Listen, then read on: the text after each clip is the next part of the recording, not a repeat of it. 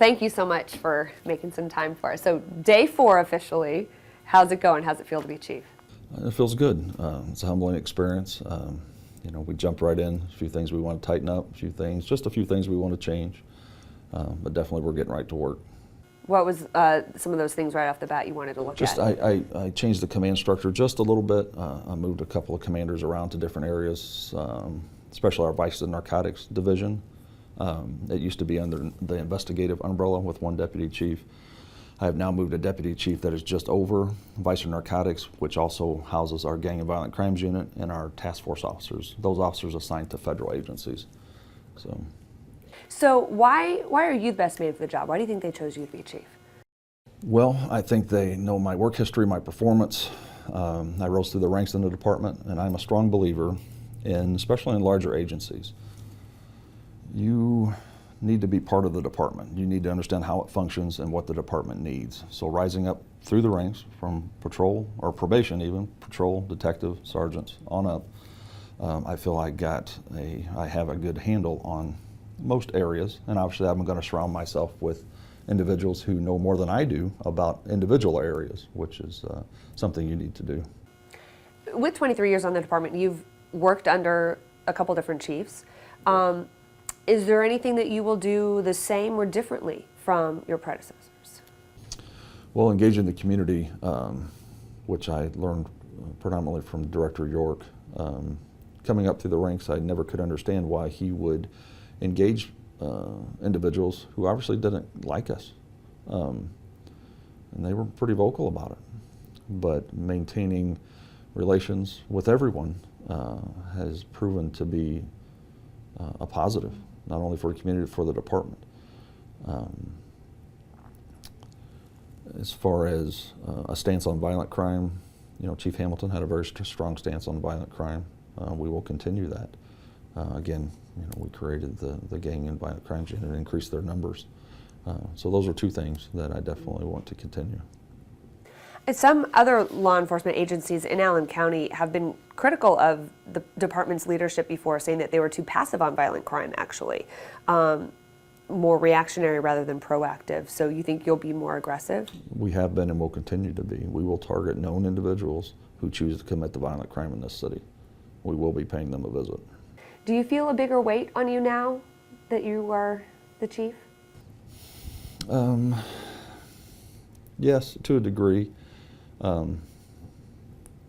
You get caught up in the day-to-day activity, worrying about this, worrying about that, and some of the smallest things sometimes can certainly bring you back to reality and ground you. I'll just share the story because it just happened. I was at an event and I went into the daycare area of this facility to see the kids. I'm just standing there with the kids. And the daycare worker, a lot of these little kids, but this one little girl was standing there. And the lady said, it's a police officer, he protects us every day. And she said, thank you. And we recently had some shootings and some homicides. And I looked at the little girl and I said, well, we do our best, but sometimes I don't do so good and people get hurt. And she looked at me and said, it's okay, people have bad days, but you got to keep trying. And I thought, man, what a true statement. And I know we always talk about or tell our kids that you need to grow up, quit acting like a child. Well, maybe sometimes if we thought more like kids, we might be better off. So just a little story there, something just happened. So. What made you want to be a police officer? Well, I always looked up to officers as a young person. One individual in particular, Indiana State Trooper from Southern Indiana, where I'm from. We'd go to a basketball game. I'd see him standing there squared away in his uniform with his hat on. And I thought, wow, that's impressive. And I kind of remembered that. He happened to be a friend to the family too, a very good police officer. And when I decided to, and when I was in college, decided to be a police officer or focus on that, I always thought, well, I need to carry myself like that officer did. And I just kind of remembered that. So. What's been your reaction from the community so far since you've been chief for 4 days? Have you received any phone calls, emails, people stopping you on the street? A few. So positive from obviously the mayor allowing me this opportunity, the director, to Sheriff Gladio, congratulating me, to my family, to just citizens on the street recognizing me, saying, hey, thank you. So. We did talk about a lot of issues in the city, but we want to know a little bit about you too. What's your favorite memory as a police officer? Well, my favorite time on the police department, if you would, was my time with our emergency services team, our SWAT team. I was on for 6 years. You become very close when you're a unit that small and do what that unit does. So overall, that was my favorite part of my career. There's been individual things, helping find lost children, of course. Being promoted up through the ranks, are always memories that you'll cherish. But just being around my fellow brothers and sisters in law enforcement, just itself means a great deal to me. Yeah, I noticed that you're wearing the regular uniform, not a suit and tie. Is that always going to be your uniform? Is that a choice? Well, most of the time. Why is that?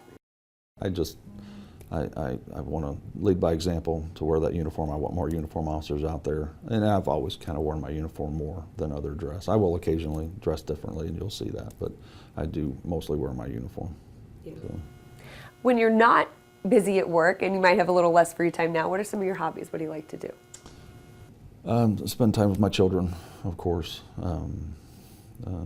My oldest son, who works here on the police department, we enjoy weightlifting. We do that quite often together. But other than that, there's not much. I'm kind of a homebody. Yeah, that's all right.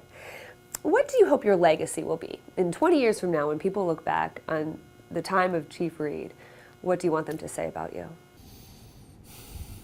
He made a difference.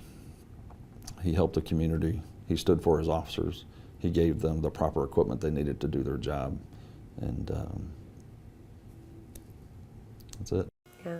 Do you have a life motto or a motto as a chief that you kind of go back to recenter? If you treat everyone fairly, they will treat you in return.